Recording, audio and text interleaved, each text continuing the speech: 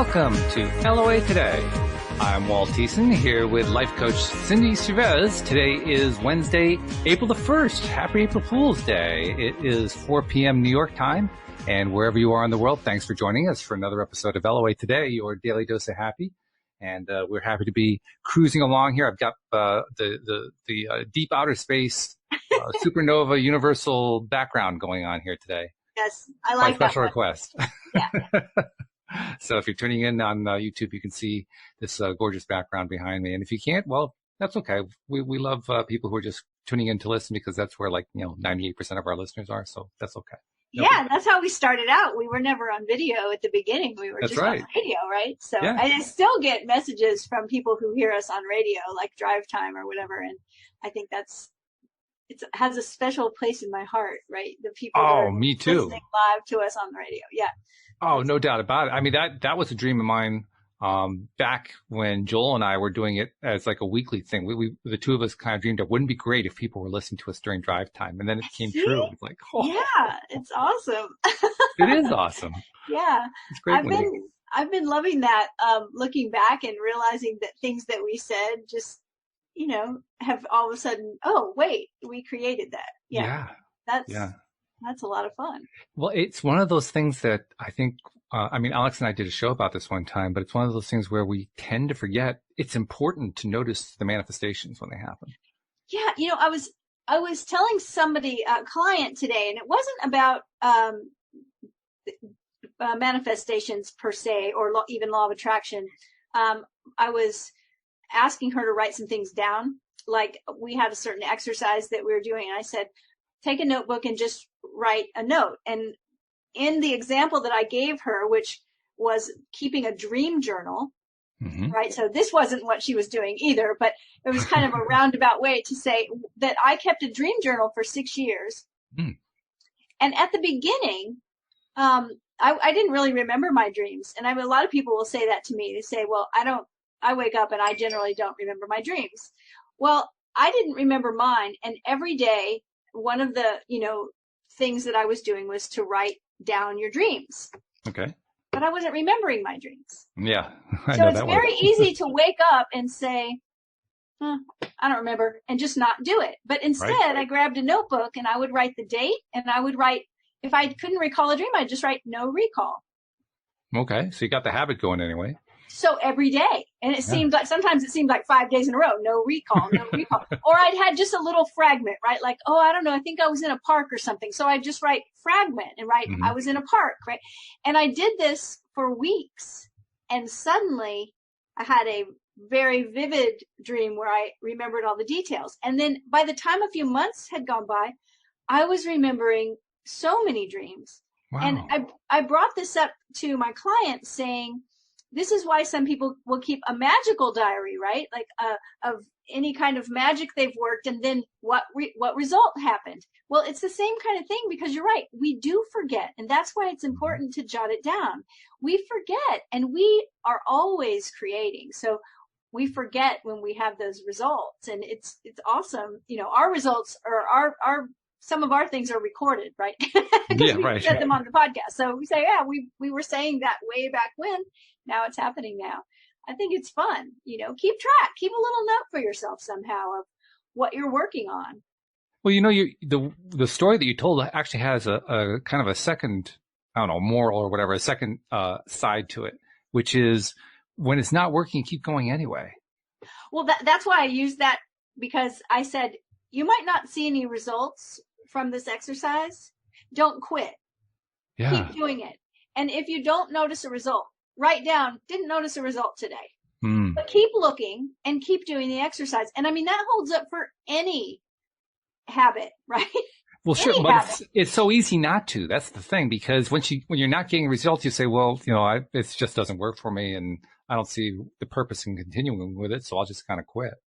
And that's where, remember that little chart that had the kind of swooping line down, and then it went up. Of course, we're seeing so many charts like that now, right? Because of what's going on with this pandemic. But they call that swooping line that goes down the valley of disappointment. Yes. Mm-hmm. That's where everybody quits. Yeah, that's true. where true. they've been to the gym for 2 weeks and they're not noticing any difference, where they've changed their diet for weeks and they're not noticing any difference, where they've started meditating every day and they don't notice any difference, so they quit. And it's usually right before that curve starts lifting up, and if they would have kept going, we would come out of that valley of disappointment. It's like, don't quit. And I'm telling people this all the time. Don't quit. Don't give up. Keep going. Mm-hmm. Keep going. Yep. Give it a chance anyway. I'm not saying do some habit for a year and you don't see results, right? That'd be something. I think most of the time we quit too soon. It's not a matter if we keep, sometimes we do keep doing things that don't work. Actually, it reminds me of one of those little, they have the animated memes now that people use when they're posting comments as a way to answer a post. Right. And there's the one that's the animation of a fish, and the text underneath it says, just keep swimming. And the fish is swimming along. Keep swimming. Just keep swimming. Keep swimming. Well, yeah. Sometimes, there's that idea that if you keep doing what you're doing, you're going to keep getting what you're getting, or, you can't fix a problem with the same idea that created it or whatever. So we have to be careful sometimes that we're not creating a pattern that's not serving us. But I still think we give up too soon when we start putting these things into practice, because we all, sometimes will find some method that we want to use to fix a problem. And this problem is something that we've had as a pattern for like forever. Right. 10 years we've been struggling with something, and then we try a law of attraction method for like 4 days and we go, it doesn't work. Right. Mm-hmm. It's like, well, think how long it took for that bad habit or whatever, that situation to get really anchored and ingrained, and, expecting it to just shift after a few days. Probably also a question of how closely we are paying attention to the idea of, is this feeling better? Is it feeling worse? If it's feeling incrementally better, then keep going with it. If it's feeling incrementally worse, that's probably a clue to change direction. I like that too. Yeah, of course. Yeah. And sometimes I think it takes a little time to notice which way. Like I've had people tell me, well, I'm not noticing anything. It's like, okay, keep going. That's a good rule of thumb right there, isn't it? Because when you're not noticing anything, you're not getting a reading, good or bad. It's just, you're not getting a reading. Yeah. And, so one of the things is like, there's the circumstance, and the circumstance generally creates thought, and the thought creates an emotion, and the emotion creates a feeling. And that's what I was trying to do recently, is to get people to travel that little road to get to the feeling. Because we often stop just at the thought and we believe the thought, right? Right. Whatever that thought is, there's not enough or something. And instead of just recognizing that thought is creating, emotions, stories, creating feelings, get all the way down to the feeling and recognize what you're feeling in your body and deal with it there. Yeah. That's, something we don't always do, because emotions and feelings are different. In other words, what do you mean by that? Explain that a little bit. Okay. So an emotion, the 4 basic emotions, even people that have a very limited vocabulary about emotions are going to know happy, sad, glad, and scared. Okay. Those are kind of the basic ones. All right. But what do we feel when we feel happy? What do we feel? When we feel scared, there is a physical sensation that usually comes along with it. We feel a lump in our throat. We have a headache. We feel a knot in our stomach. We feel our shoulders are tight. We feel, there's constriction. There's some kind of feeling that goes along with that emotion. And if we can get to that place, then we've done some work to figure out what we're feeling in our body. And then the advanced practice is to ask yourself what it would feel like if that feeling in your body was something that you thought was pleasurable. Yeah. Right. And I was telling somebody that, okay, we know that my wrist has had a problem for the past few months from overuse. And I was wearing a brace and I was imagining it being better. And it is so much better. I'm writing again, which I wasn't able to do. Good. And part of the little vignette was to say, I'm say to my husband in my imagination, I created a little vignette where I'm writing or painting, and I'm saying to my husband, oh, it's so good to be able to write and paint again with no pain.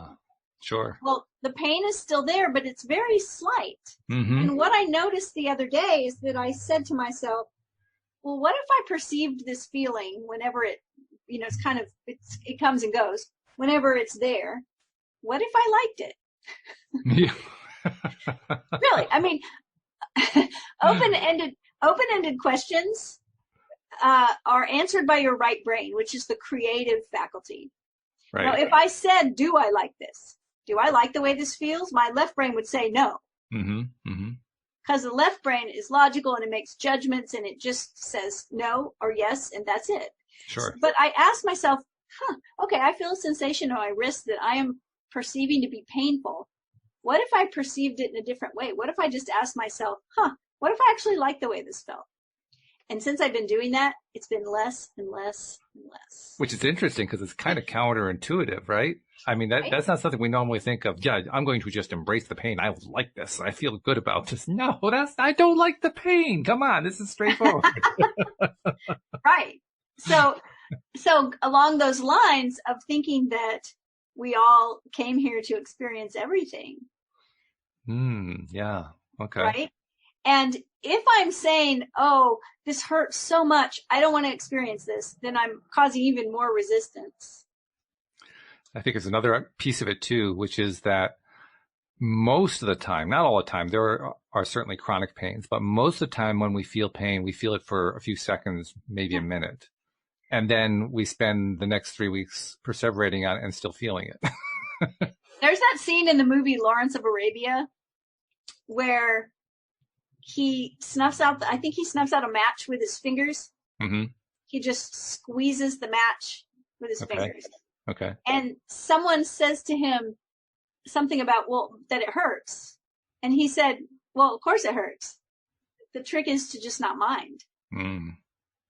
And I think about that, like, seriously, the pain in my wrist, it's like, I'm not really noticing it. Because I think I allowed my brain to do some kind of reframe on it that said, well, why am I judging this as bad? Maybe it's just okay. Maybe I like it. I don't know. It's like flipped a switch in my brain. So I'm not labeling it as bad. And that actually, here's my segue, because we usually have been trying to address relationship stuff. Right. On Wednesdays, right? Relationship and Wednesdays. We've got like everybody all over the world now staying at home. Yep. A lot more. So we've got people that live alone that are feeling really isolated because they're not getting out and seeing people out in the world. And then we've got people now at home with their kids and their spouses and family members, and they're kind of feeling like they're lots of togetherness. Yes. Sometimes excessively so. So one of the things that I've been thinking about a lot is that the thing that probably the number one thing that will affect a relationship or even cause a relationship to break is judgment. Right? Sure. And judgment often goes hand in hand with blame. Oh, yes. Right? But it's a lot of little judgments that are when we judge something as good or bad. Like you and I've talked about this a lot. We all have preferences. Right. Right? It's like, I like to be asleep by 10 o'clock. Well, it doesn't mean staying up later than 10 o'clock is wrong or bad. Nope. I know lots of people that are night owls and stay up till 2 o'clock, and that's what they like, and that works for them. It doesn't work for me. So it's just not my preference. But sometimes in relationships, especially when we're experiencing lots and lots of togetherness, we can get irritated, and we can start to judge people's, what do you call them? Preferences, idiosyncrasies, as bad or wrong. Or, right, we make them wrong. And that is probably the number one thing that can start to really damage a relationship, is judging someone else's everything as wrong instead of just, it is what it is. I find myself not putting things in categories anymore of good or bad or right or wrong. Mm-hmm. I have preferences, of course. Sure. I have values that I want, that I do my best to honor, but that doesn't mean they're somebody else's values. It's a sticky thing when you have, politics the way we do right now. Oh yeah, among other things, medicine, a whole bunch of stuff. Right. Yeah. Yeah. I think that I like what you said, and the thing that I kind of add on to it as I'm thinking about it is I actually had a bit of an episode like that today. I had a conversation with Louise. I went back to my office afterward, and for some reason, I found myself in my mind just snipping at her. I wasn't saying it to her face, but I was doing it in my mind. And after about 10 seconds of it, I said to myself, "Wait a minute, that's not her, that's me." Right. And that's the thing I try to catch myself on. Whenever I'm feeling something like that, that's my thing. That's not the other person's thing. That's my thing. It's a good catch.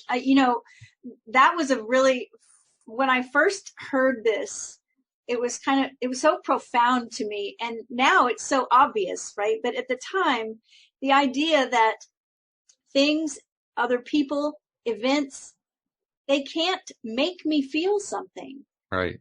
I get to do that. And I like to use that little language tweak where we don't say that makes me feel sad. That makes me angry. We just say, I feel angry when this happens. Mm-hmm. Oh, when I hear that news, I feel sad. Kind of taking ownership for it. Yeah. And not I am either. Not right. I am sad. I am angry. I am scared. Even though that may seem to be absolutely true. Right. Mm-hmm. But when we say that, it's like, we're much bigger than those emotions. So yes. I try to remember, I think I slip up too sometimes, but I try to be conscious of my language so that I will say, I feel scared. I feel worried. I feel happy. I feel joyful. I feel worried. I feel concerned. I feel, not I am. Right. I'm more than an emotion. Yes.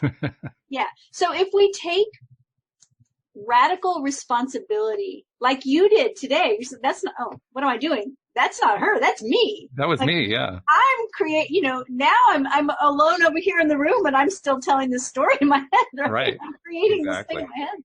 If we could all take that responsibility, really what it is recognizing what you need and then taking the responsibility to get that need met yourself instead of expecting someone else to meet it. The really funny thing is within about certainly less than a minute, I would say 10 to 15 seconds after I took ownership like that, it went away. Yes, right. It didn't take long. Yeah, and that's the point that I'm making too. Another thing is that we often make those emotions, right? We often talk about good emotions and bad emotions, bad feelings, bad emotions. And if we will stop doing that, just stop and realize that all of our emotions are important and valid. And yes, some of them are uncomfortable.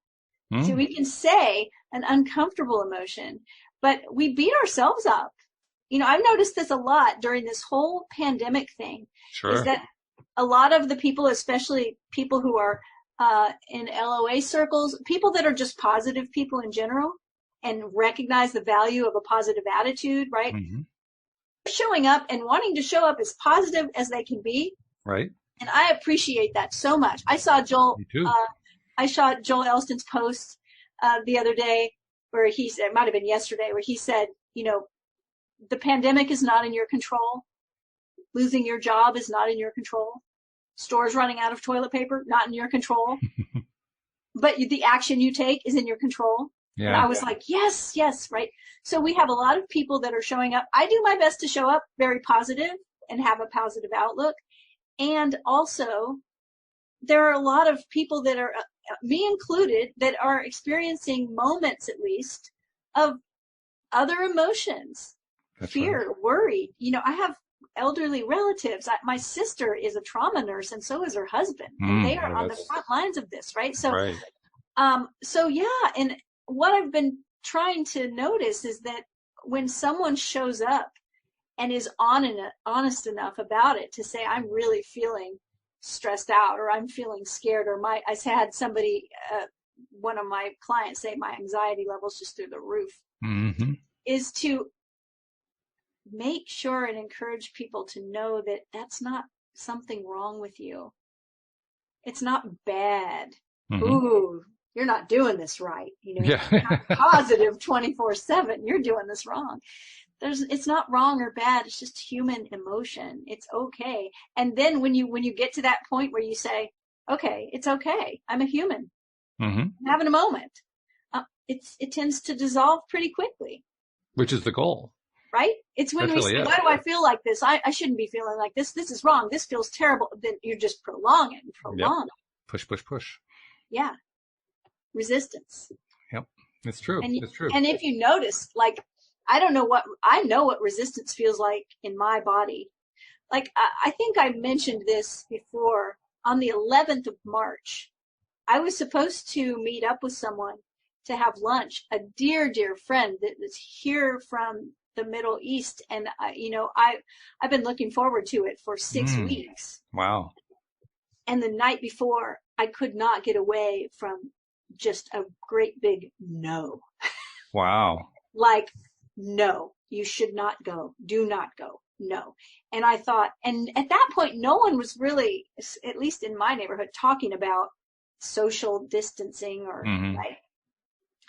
And I argued with myself for like the whole day. I was like, you know what? It's like, I don't have to hug the person. Like, we're just going to hang out. And I just couldn't get away from it. And so I reached out and said, I know this seems wild, but I'm going to cancel. I'm going to ask for a rain check. And it wasn't 2 days later that things sort of blew up a whole lot more and people started talking about staying in. Mm-hmm. Now, I don't know why, but I know the feeling, right? And the resistance was not that I was hearing no. The resistance was me arguing with that no. Sure. Oh, yeah. And I know what it feels like in my body. Like, I don't like it at all. It's just like constriction. It's just like a tangle of, and so recognizing what that feels like is really important. What we were talking a minute ago about circumstance and the thoughts that it creates, and then the emotions. Yeah, I feel worried, or I feel like I shouldn't do this. I feel, and then how does it feel in your body? If you can get where you recognize that all the time, then you'll jump right to that spot when your intuition is speaking to you, because that's how our intuition speaks to us. It speaks to us through feelings and emotions. There's also a complicating factor, because the complicating factor, and I've experienced this a lot in the last few weeks, I know other people have too, is because there is such a thick blanket of fear out there. That's the best way I can describe it. So many people feeling fearful. You can go out, I call it going out in the wild. You can go out into society, go to the store, something like that, and feel it. It just kind of can overwhelm you. And in those moments, what I usually do is just ask myself, okay, am I feeling my thing, or am I feeling somebody else's energy here? Yes. That's such a great question. I had somebody teach me that question years ago. She said, is this yours? Like, ask yourself, is this mine? Right. And I thought, oh, that's really a good question, because you can feel it. Yeah. And something that my husband and I were talking about, and you and I have talked about this too, watching the news, right? Oh, yes. Because I really do want to keep apprised of what's going on. But I can do that in about 5 minutes a day. I do not need to watch the news for 5 hours a day. I have it down to 10 seconds. That's all I allow. Right? 10 seconds of headlines and I'm done.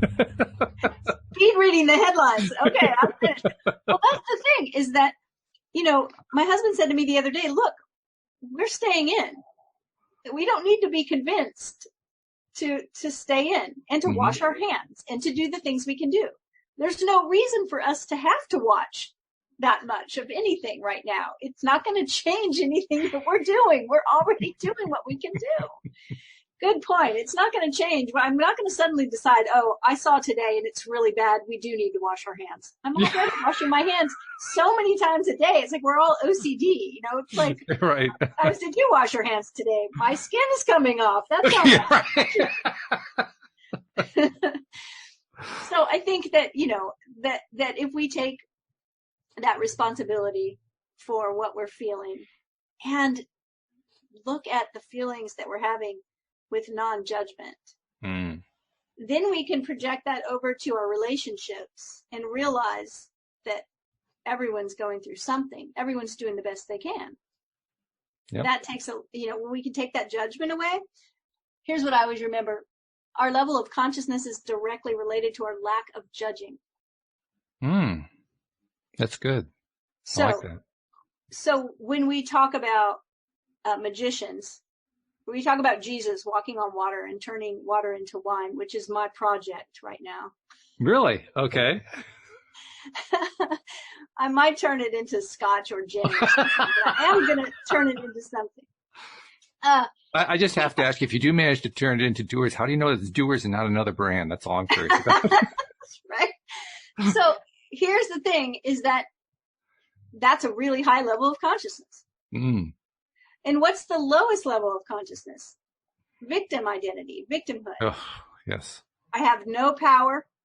Everything's happening to me. Usually everything sucks. I don't think it's going to get better. I can't make it better.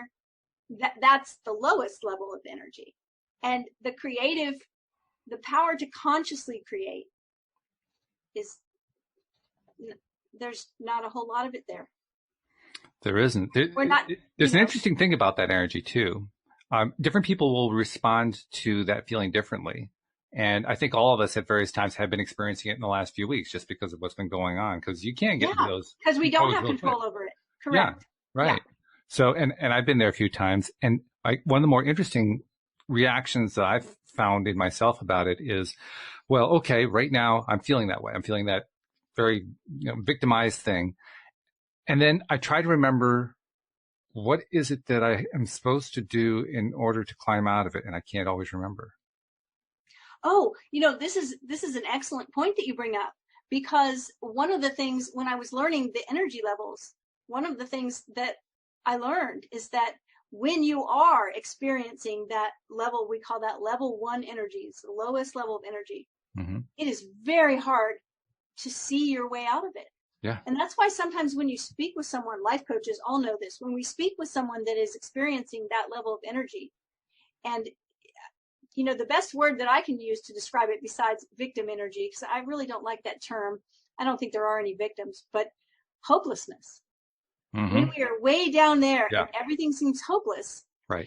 You talk to someone and you're like trying to cheer them up, and you're seeing the bright side so easily. And it doesn't matter what you say. They're really struggling. They just can't see it. Right. And they begin to argue for their limitations. But, right? Well, that's because that level of energy is very, very heavy, and it's really hard to see your way out of. So the next step up, though, is conflict. And that's when people get angry and decide they want to fix it and do something about it. Which is interesting, because that's exactly where I find myself going to when I can't remember what the next step is. I find myself getting angry and I say, oh, wait a minute, that was the next step. I remember now. Well, the unfortunate thing about this is that, and I always say that I know this is true for girls, little girls and women. And I say that because that's my experience, right? Sure. I was a little girl and then I grew up. And it may absolutely be true for men as well, but I know that in our society anyway, little girls are often not allowed the liberty to be angry. That's true. Yeah. Right? So it's like, if you can't say something nice, don't say anything at all. Right. Yep. Be nice. Straighten up and be nice. And what unfortunately, there are shifts happening. It is improving, I would say, society-wide, but there's still large pockets of it. It's really been part of my big message. And I talked to someone about this last night and this morning again. It said, look, it's not bad or wrong to be angry. Yeah. What's bad or wrong, if you want to label something bad or wrong, is an inappropriate display of anger, right? It's like, it's fine to feel anger, and then you have to make a conscious choice to process it in a healthy way. And that means you don't throw things or break things or hurt people or, right? But the anger itself is important. But what I'm saying is that a lot of times when women feel angry, they won't show it. Sure. And what does that do? It keeps them down in that even lower level of energy, which is that victim level and hopelessness level. Oh, yeah. I mean, as a man, I experienced the same thing. It was more so when I was growing up than it is today. But when I was growing up, that was the métier of the day. Men didn't show emotions. Oh yeah, I mean, any emotions, right? it was not masculine to display emotion. Right. I mean, of any kind. so you buried it, you swallowed it. Right. Because that's what you were trained to do, which is like one of the worst things you can do, but Right. that's what we did. So if it's a soft emotion, you can't show it. And if it's an angry emotion, you can't show that either, because then you have an anger issue, right? So you just can't show any emotion at all. So you have to just become a robot. Yeah. And I think when we recognize that, it's that all of the emotions are okay and we stop judging ourselves for having them. Then when we have that victim feeling, like you said, like we feel powerless, I think you're dead on right about that right now. Everyone's had a moment with this pandemic of feeling like, oh my goodness, like we don't have power over this. And it's unpredictable. That's not a great thing to be feeling. Mm-hmm. So then the next thing is, to realize that we, like Joel was saying, we do have control over some things. Right. Our actions, our thoughts, our stories, our emotions, our feelings. That's a lot, because that creates everything. Yeah. Right? Interesting, at the times when we feel like we have the least power, we have all of the steering implements right in front of us. They're right there. Well, the gas control is right there. The steering wheel is there. The shift is there. It's all right there. But we're saying, oh my God, I'm powerless. Yeah. So you're right about that. I think that that's the most important thing to remember is, like you said, is remember the power. And then when you feel that victimhood and you can't remember what to do, if you won't judge it as bad, right, you'll start remembering what to do right away. And I'm proud of myself about that one. For myself, I've made a lot of progress to the point where when I'm feeling that now, unlike say 10, 15 years ago, I don't start judging myself. I don't start saying, oh, how could you have done that? That's so terrible. That's gone from my vocabulary because I've been working on it for so long. Yeah. So, that's great.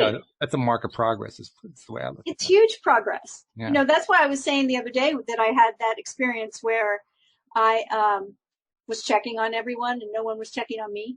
Mm-hmm. Right. Right. So I'm checking on everyone and I'm taking care of it and I'm talking to everyone and sending text messages and saying, you doing okay over there? You doing okay? And then I walked in the other room and suddenly had this moment of no one checks on you. Mm. And I felt myself go down that, the victim hole, right? Down that slide. Oh, wow. And then a different sense of, And I did that thing where I said, well, part of me really likes this martyrdom. Yeah. Not so easy to come to grips with it, but when you do, that is pretty powerful because you let go a lot of stuff that way. Oh, I'm liking this feeling. And then immediately I was like, that is such a load of crap. Yeah.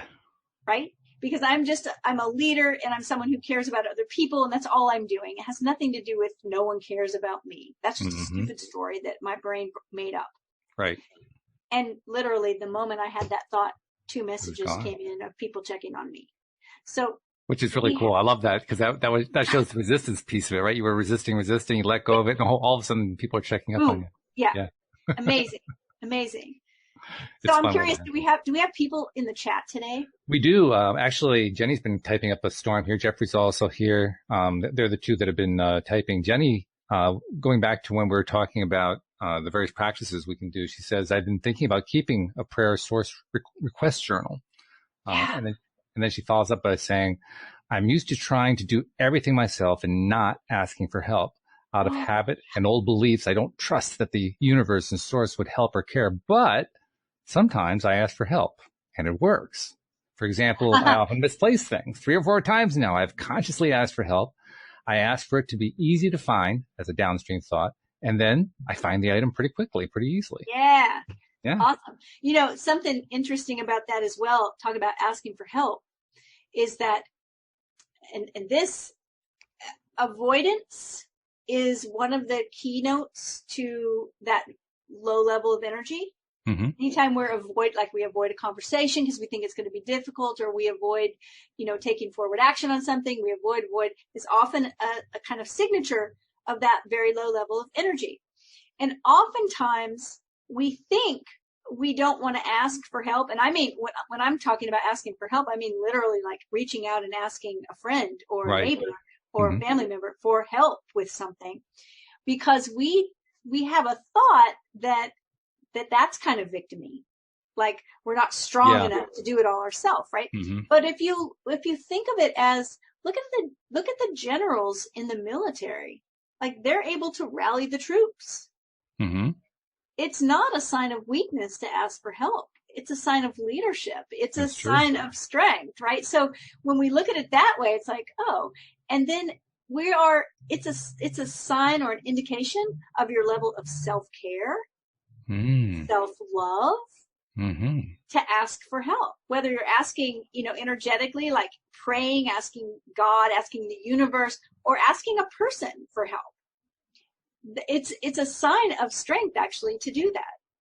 You're taking care of yourself, not trying to do, like, think about how much, like you said in your chat about caring so much and doing everything yourself, not asking for help. We would never put that on another person, right? Right. I mean, I would never expect someone else in my life to do everything. It's like, I'm going to make sure they do everything. I'm not going to offer any help, right? That wouldn't seem like a very caring thing to do, but we do it to ourselves all the time. That's true. That's very true. We do. Good points. I love that. Jeffrey also posted some stuff. He says, when I find myself in conflict with someone, I meditate to Ho'oponopono. Oh, love that. Yes. He says, I'm finding my positivity makes others mad sometimes. That's an interesting point. Oh, interesting. Yeah. My clients talk about foggy mind. I tell them to follow the sound of my voice and I guide them to a place of clarity. It's an interesting way of looking at it. Yeah. Thank you. I love you. I forgive you. I'm forgetting the fourth one. Please forgive me and I'm sorry. I'm sorry. That was it. Yeah. And when you say those things, you're really saying them to yourself, right? Right. That's it. That's it. Yeah. That's it. The whole idea revolves around that the only person we really need to work on is ourselves. Which is, I almost think the word only doesn't belong in that sentence. And I say that because we are really powerful beings.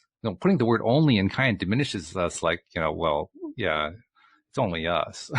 No, oh yeah, I certainly don't mean it that way. But as a life and relationship coach, you know how many times people say, especially when I used to fly a lot, I'd be on an airplane and you introduce yourself and the person always says, what do you do? It's like, oh, I'm a relationship coach. Oh, you need to talk to my sister. You need to talk to my husband. Oh my gosh, if you could talk to my mother. It was always someone else, right? And it's like, how about if I talk to you? That, I mean, only in that sense, right? Yes, I know that. We don't need to worry about working on everyone else, just ourselves. Yeah. But you kicked the thought off in my mind when you used the word is all. And that thought just is a reminder to me, we are really incredibly powerful beings. We just don't give ourselves enough credit for it. Yeah. We really don't. We really, I mean, look at the way most of us come into law of attraction. We get excited at first, then we try it a few times and it doesn't work. And then we get really down on ourselves and we stay there for the longest time until finally we find some way to crawl back up again. I mean, talk about not believing in how powerful we are. Well, this is one of the things when I talk about that victim level of energy, I'm careful to say there's not a lot of conscious creation that happens down there. Mm-hmm. Right? But there's a lot of powerful creation that happens down there. No doubt. Because we're creating all the stuff that we're resisting. And then we keep resisting it. And if we just not, it would just, we're not here to only experience all the good stuff. And that's a sticking point with a lot of people. But if what they realize is if they'd be okay with experiencing the other stuff and just looking at it like it's just part of life, and be curious about it without judgment, constantly judging everything as bad and wrong, and just be curious. You know that sound that Yoda makes? It's like, Yes. If you make that sound, your brain cannot be judgmental and make that sound at the same time, because judgment and curiosity don't exist together. So if we would just get curious about it, whatever it is. Now I've got Yoda's voice in my mind going, It's never Huge gonna you go. are. I love Yoda. He's terrific. That's great.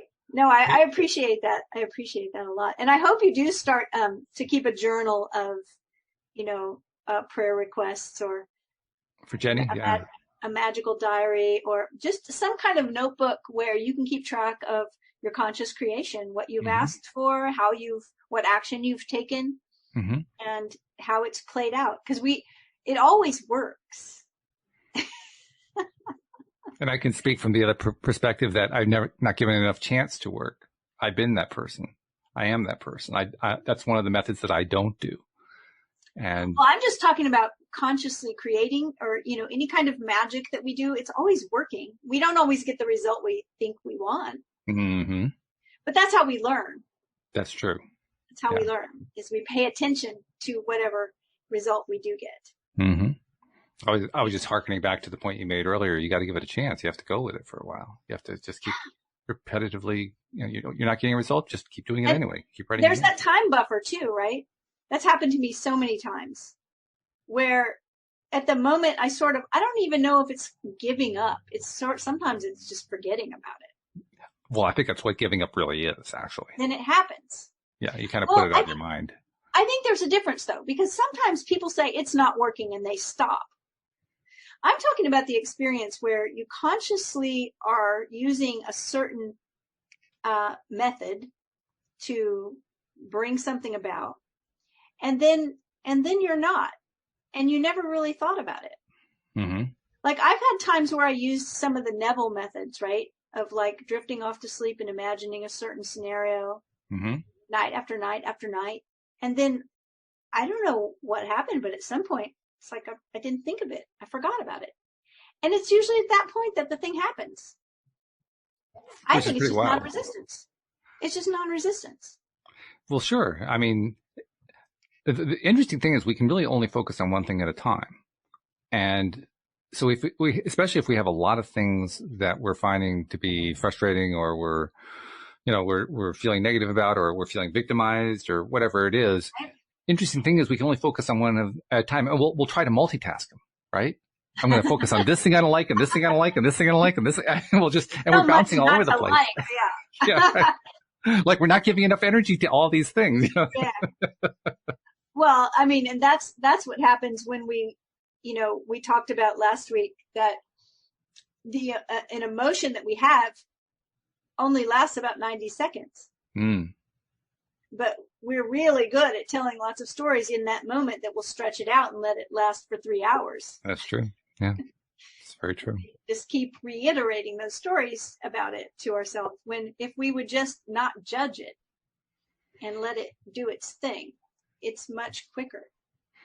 So I'm going to take advantage of that thought, and I'm going to tell a story that I try to tell every single time we do a show, and that is I want everyone who's listening to become a subscriber. I'm going to repeat that story until everyone becomes a subscriber. Good. It's going to take, I don't know how long it's going to take. It's going to take whatever amount of time it takes. I know it's working because most of our listeners are subscribers, so it's paying off, which is great. Yes. But if you're in that group that is not yet subscribed, we want you to do it. It's so easy to do. We've set up a page on our website that just walks you right through the process. Just go to loatoday.net, and at the top of the page, you will see instructions for your particular device, because it actually detects what kind of device you have, and just walk you through step by step. In many cases, it's just 1 or 2 clicks. And then from that point on, all of our episodes 5 days a week are coming right to your device. And we also want to invite you to see us, because we've been live streaming on YouTube for, about half a year or something like that. And so you can see us. You can see what we look like while we're doing these. You can even join us like Jeffrey and Jenny and others have been doing today, and comment on the live stream. We'll include you in the episode as well. But just go to YouTube and look for LOA Today podcast videos and click the subscribe button and the little bell, and that way you get notified every time that we are publishing there as well. So become a subscriber. It's a wonderful thing. And that's the story that I'm continuing to tell today. Excellent. Excellent. And I keep looking over. I'm like, I really need a green screen. I have to give Louis D'Souza credit for it. He's the one who kind of got this started. And he was doing it for quite some time, and I wasn't supporting it. Nobody else was supporting it. And I finally said, he's kind of made a point there. I really should get one. So, okay, I got one up there. And now everybody is talking about it, because there's 2 of us doing it, right? See, because you're a trendsetter. Well, we're trendsetters, right? Yeah, yes. Yeah. No, it's really fun. And I think I saw the cutest picture on Facebook today. It's actually one of my clients and friends posted a picture of her little daughter sitting at the table with a laptop, and she was having a Zoom meeting with her little classmates, and she's like in first grade or something. It was adorable. And I'm like, okay, now that everyone is, right now at least doing everything virtually, right? Hey, it's fun. Sure, it is fun, and actually, depending on what the background of the room is that you're in, if it's enough of a monotone, you don't actually need a green screen. It can actually work with your background and turn it into a green screen. In my case, my background's too wild; it's got too much stuff. Yeah, mine too, obviously. Yeah, it wouldn't work too well. But if you have a very bland background, you can do it without a green screen, which is pretty cool. Excellent. Well, I think that just talking about energy levels, I think that recognizing that here's the thing, we can learn about all the different levels and what they all mean, but most of us just want to be at the highest level possible because we want to be just like, right, pulling. That's me. Yep. Walking on water and turning water into doers and all that. So the easiest way to get there, because like if you're in that victim energy and then you start to get angry about something and decide you're tired of being a victim and you're gonna do something about this, right? And you just think of the simplest situation you can think about, right? Okay. Someone is, I don't know, something's happening to you and you feel like you don't have any control and it's so awful. And then you realize, you know what, I can do something about this and I'm going to do something about this. This is ridiculous, right? I'm going to make a phone call. I'm going to write a letter. Okay. Well, you suddenly have popped up to the next level. Okay. Automatically because of your thoughts. And then the next level is to take responsibility for how you're feeling about it, right? It's like, okay, well, nothing's perfect. Things are not working exactly the way I want them to. And so did this and that, but I know they're doing the best they can. And I'm responsible for my feelings. So I'm going to decide my story. And okay, we're getting a little more anabolic, but the easiest way to just pop all the way up is just to drop the judgment. Yeah. Just to stop making everything bad or wrong, especially the feelings and emotions and the things that are happening to you. I think that's helped me a lot. I remember the first time you and I had the conversation about good and bad, right and wrong, versus I prefer, I don't prefer, I like, I don't like. Yes. And I started embracing that more and more. And now it's actually become a major part of how I think, how I talk to others, how I feel about myself and so forth. And it does make a difference. Yeah. I'm finding that I am a lot less judgmental of others. I'm finding I'm a lot less judgmental of myself. Judgment just, the critical side of it just, I mean, it's still there. It still pops up quite frequently, but it doesn't stay very long. It used to, it wasn't just a visitor. It actually lived in the back room for the longest time. Now it just comes by and visits every once in a while and goes away. Well, I think that, we all are going to have things come up in our everyday life where we have to use judgment, right? That's not what I'm talking about. Like we want to use good judgment and do things that are smart. Like, I'm in Louisiana and you've probably seen in the news in your 10-second perusal of the news, maybe a headline, that there are some pastors here that are defying the governor's thing and sending out 27 buses to bring lots of people to a church service, 1,100 people. I don't think that's good judgment, right? And maybe someone else thinks it's perfect judgment, obviously, because they're getting on the bus and they're going. So we use judgment in that sense to try to do what's right for us or what is going to lead to a result that is preferred by us. I prefer to be healthy. So we're going to use that kind of judgment, but mostly, when we decide that our own emotions are wrong or bad, right? Or we decide, like you said, that somebody else's behavior is wrong or bad. It just might not be what you prefer. And if we can get curious and drop that, oh my goodness, you will literally, if you do that this week, if you just decide that instead of constantly judging things as good or bad, right or wrong, and just say, or do the Yoda sound. Mm. You will notice a shift in your energy, and you probably will start noticing more meaningful coincidences, or what we call synchronicity.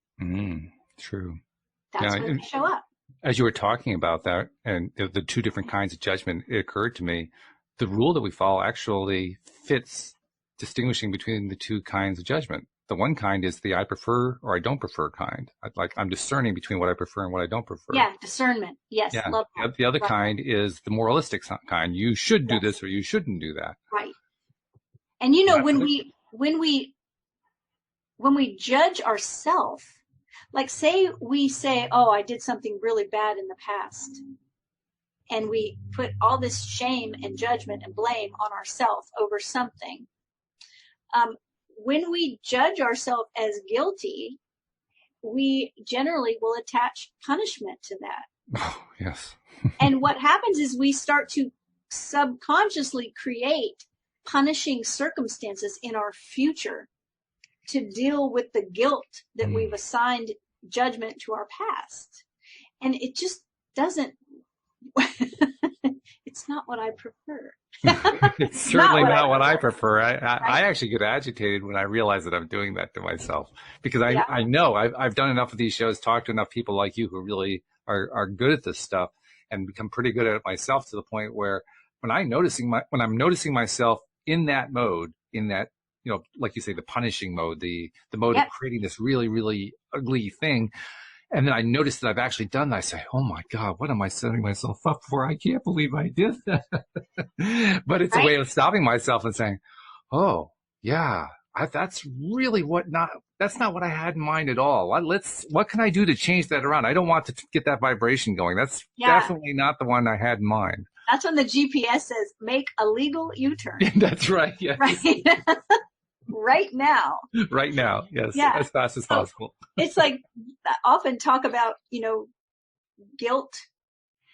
Guilt leads to punishing, you know. And so guilt just has one reason. It's to show you what your values are. Yeah. That's all. That's a very good point. I hadn't thought of it that way. Then you can honor your values. Yeah. So if you behaved a certain way and you feel guilty about it, it's because it wasn't in alignment with your value system. Right? Like, I believe in telling the truth. I want to be honest. I have not always been honest, even not honest with myself, right? Sometimes we're really not honest with ourselves. Yeah. And so if I'm not honest, I feel a great deal of guilt about it and shame about it. It's like, oh, why wasn't I honest about that?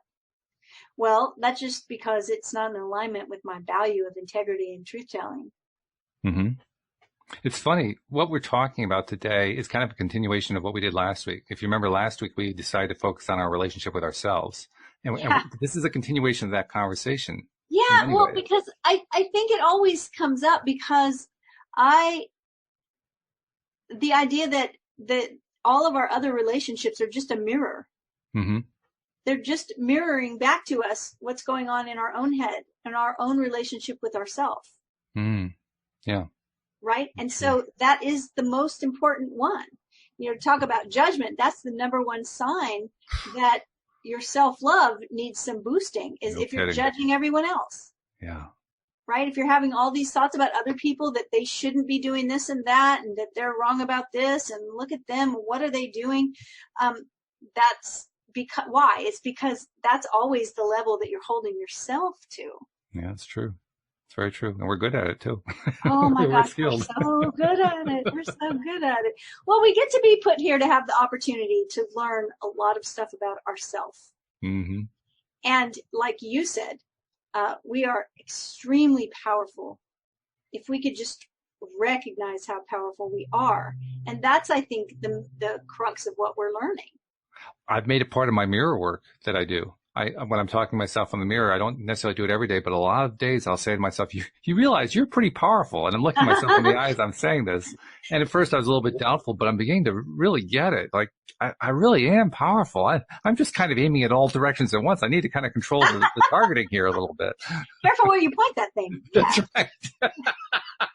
Exactly. Right. Exactly. So I think it's great. I love that you're still doing mirror work. feel so excited about that. I have to say my friend Mike McEwen does it more consistently than I do, but I have been trying to do it more consistently. So yeah, I'm following his example. He says he's following mine. I'm following his. So, I mean, you said almost every day. So yeah, I find if you can work it in somewhere where you automatically do it, like I always tell people when you're brushing your teeth or if you're in a mirror somewhere. And the thing that helped me was in the same way that if I walk into a room and you are there, well, we walk into our virtual room every Wednesday. So when I come in and you're there already, I say, hey, how you doing? Right? I greet you. Mm-hmm. I don't just like sit here and pretend like you're not there and I don't really see you. And I'm thinking about something else and, right?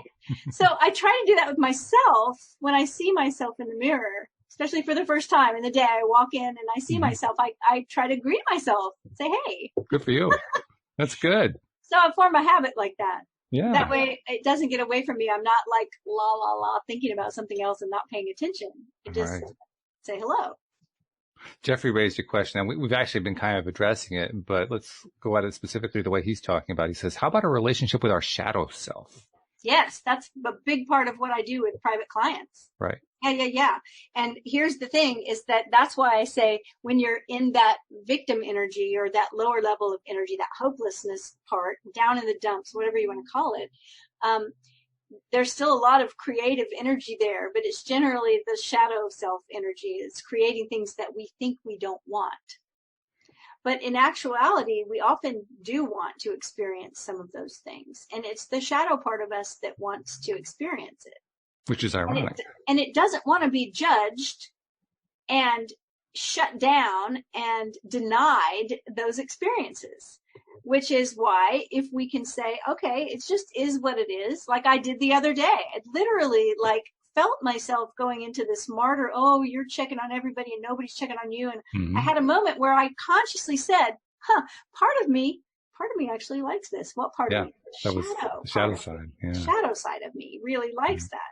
And so I let her like it for a second. And as soon as I let her have it, it was over with. Mm-hmm. Instead of saying, oh, you shouldn't feel that way, that's terrible, or even worse, just going down that, you poor thing.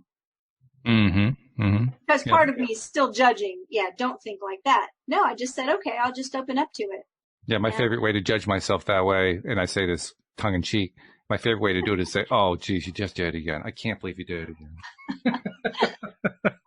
Well, people are so hard on themselves. I mean, I see people make a mistake with something and they do the face palm and say, oh, you idiot. Yeah, right. Talking to themselves. It's like, no, don't say that.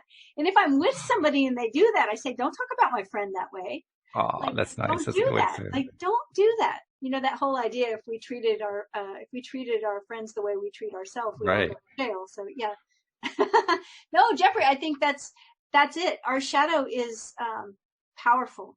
And our shadow is what has created all this stuff that we think we don't want. And when we recognize that, which I point out to a lot of clients, there are payoffs and reasons why you created all this. It might have been subconscious, but your shadow is a powerful creator and it's part of you. So this is where we talk about integration, shadow integration. It's a united will. It's when all of you is on board with whatever you're creating. And then you have serious power. It's funny. There's not funny. There's a post that I saw in Facebook, and I wanted to incorporate it in the show, and I kept putting it aside because we had all this really great discussion going on, and now there's just a few minutes left. But I'm thinking, let's go a couple minutes over, because that strikes me that this post and what I kind of anticipate your answer is going to be is a great way to tie together what we've been talking about here. Excellent. Okay, so let me read it to you. She's writing in the Abraham Hicks Vortex group, and she says, I think right now we all we want this virus thing to go away and us being out of our houses. Today, it had been planned that everyone should wear masks when going outdoors. And I thought I wanted to throw up. Why, with all this inner work and manifestations, we lose more and more of our freedom?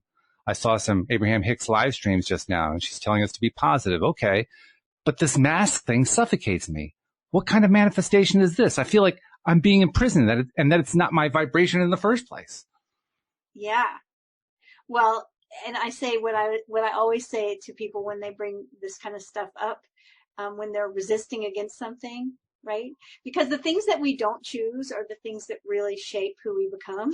Mm-hmm. Yep. And so it's like, part of you actually really loves it. And if you can decide that, okay, I'm going to find a way to really enjoy this, then where are you vibrating?